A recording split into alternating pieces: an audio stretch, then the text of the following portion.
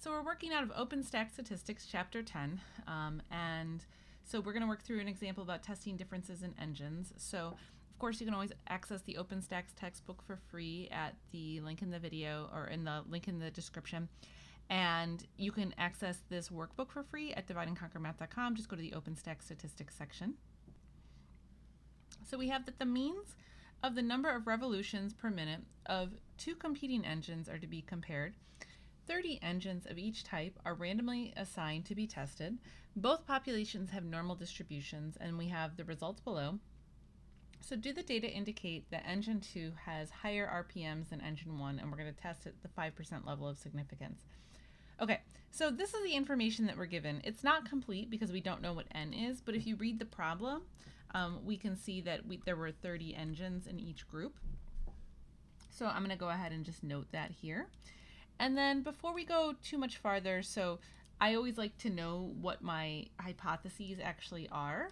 So in reading this over, so I can see here that I wanted my alternative to say, does the data indicate that engine 2 has a higher RPM than engine 1? So I can make that into, so I want to show that my engine 2, so my mu sub 2 is higher than engine 1. So this is the direction that I want to go. And so then I can, of course, just back into what my null hypothesis needs to be based off of this. Okay, so you need to know this information because you're going to reference it as we kind of go along. Now, typically, I would just write this out on a piece of paper, but since I'm doing everything on Excel, it is important to have this noted here.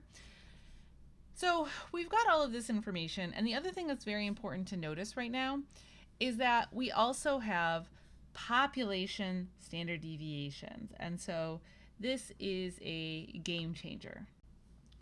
Because now I don't have to work in students T. If you know your population standard deviation, these are sigma, so we can just use the normal distribution. And so the nice thing is then we don't have to go through all that work to find the degrees of freedom like we were with students T in the previous tabs.